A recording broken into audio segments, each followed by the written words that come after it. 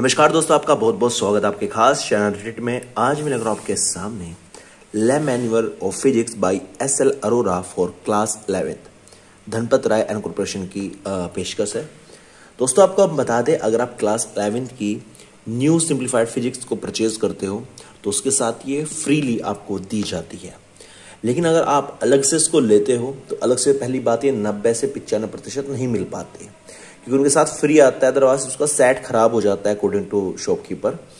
लेकिन फिर भी अगर भूली भी से आपको ये एक सिंगल पीस मिलता भी है तो उसका प्राइस लगभग आपको 150 से लेकर 250 रुपये तक देखने को मिलने वाला है। आज हम बात करेंगे इस लैब मैनुअल की क्या क्या इसमें आपको खास देखने को मिलते हैं और करते हैं इस बुक का रिव्यू। तो बिना किसी देरी के चलिए करते हैं शुरू। सबसे पहले अगर हम बात करें इसके प्राइस टैग की, तो आपको इसके अंदर का जो प्राइस टैग है वो नहीं देखने को मिलेगा। केवल और केवल आपको यहाँ पर 1450 रुपये देखने को मिलेंगे, वो भी वॉल्यूम 1, वॉल्यूम 2 और जो लैब मैनुअल है 2023 का एडिशन है, लेटेस्ट एडिशन है। बात करें इसकी पेज क्वालिटी बहुत बढ़िया है, बहुत अच्छी है। अब बात करते हैं इसमें नंबर ऑफ पेजेस की, तो इसमें 271 पेज आपको इसमें देखने को मिलते हैं। अब बात कर लेते हैं इसके अंदर के मटेरियल की, पैटर्न की, क्या क्या चीजें आपको इसमें देखने को मिलती है। सबसे पहले बता चुका हूं, पेज क्वालिटी बहुत अच्छी है। स्टार्टिंग में आपको सिलेबस देखने को मिलता है, आपको यहां पर सिलेबस देखने को मिलता है, जो मार्क डिस्ट्रीब्यूशन है वो देखने को मिलते हैं। इसके बाद कंटेंट्स की बात करें तो पार्ट ए एक्सपेरिमेंट में आपको major skill in physics practical work देखने को मिलता है। Section A laboratory work and its record, section B rounding of a measurement and significant figure, chapter C, section C error analysis, section D graphs, section E logarithmic। इसके बाद आपको chapter 2 point number 2 में आपको vernier callipers देखने को मिलते हैं, जिसके कुछ एक्सपेरिमेंट यहाँ पर दिए गए हैं।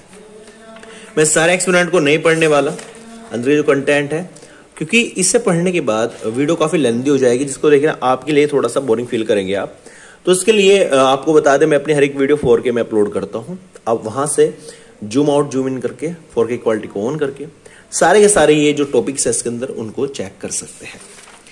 चैप्टर 3 की बात करें तो screw gauge, chapter 4 spherometer, chapter 5 measurement of mass, chapter 6 parallelogram law of vector addition, chapter 7 measurement of time, chapter 8 friction, chapter 9 motion of a body on an inclined plane. इसके बाद पार्ट ए एक्टिविटीज आपकी शुरू होती है, यहां पर activities दी गई है। पार्ट बी एक्सपेरिमेंट की बात करें तो chapter 10 elasticity, chapter 11 force constant of a helical spring, chapter 12 atmospheric pressure and Boyle's law, chapter 13 surface tension, chapter 14 viscosity, chapter 15 specific heat capacity, chapter 16 Newton's law of cooling, chapter 17 vibrations of stretch strings sonometer, chapter 18 vibrations of air columns resonance tube. इसके बाद part B activities यहां पर शुरू होती है। Last में आपको इन्वेस्टिगेटरी project देखने को मिलता है, इसमें कुछ सैंपल प्रोजेक्ट्स के नाम दिए गए हैं। और लास्ट में आपको टेबल्स ऑफ फिजिकल कॉन्स्टेंट और logarithmic and other mathematics table देखने को आपको मिलती है। तो ये था कंटेंट इस प्रैक्टिकल बुक का। अब बात कर लेते हैं जो चैप्टर है उसका पैटर्न किस प्रकार का है और किस प्रकार का मटेरियल आपको प्रोवाइड कराया जाता है। Chapter 1 major skills in physics practical work. तो सेक्शन ए में आपको laboratory work and its record देखने को मिलता है। एक स्टेटमेंट दिया गया है एक्सपेरिमेंट के बारे में जो मैक्स प्लांक ने कहा था 1858-1947 तक।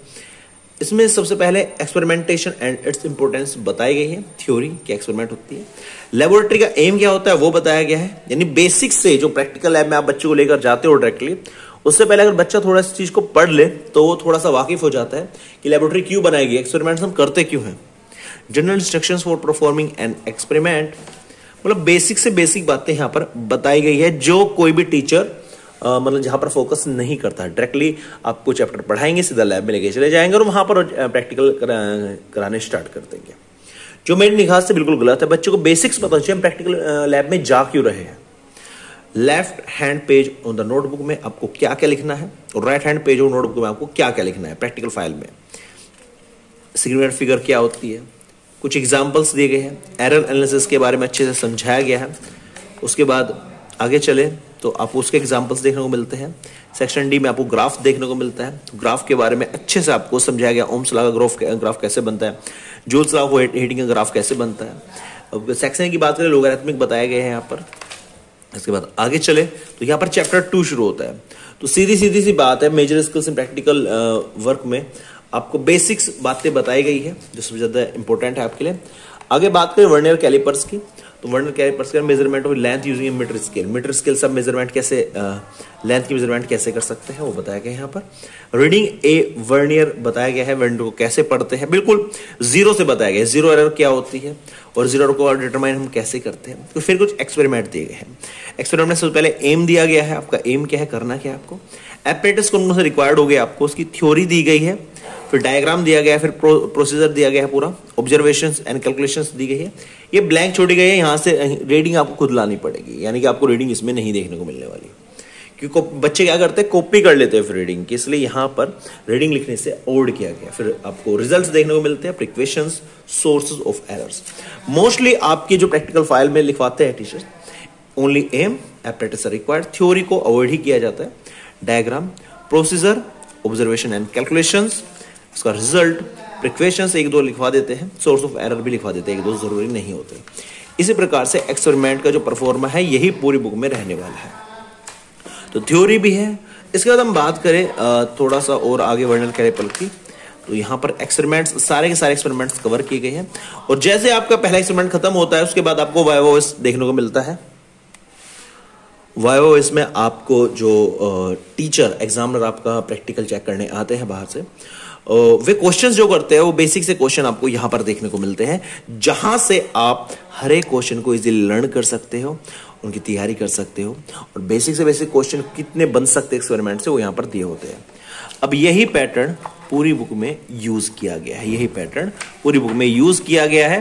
और लास्ट में आपको जो फिजिकल कॉन्स्टेंट है उनकी वैल्यू दी गई है, जो अपने आप में एक बहुत अच्छी बात है, जिनको याद करना आपके न्यूमेरिकल्स के लिए भी बहुत ज्यादा जरूरी बन जाता है।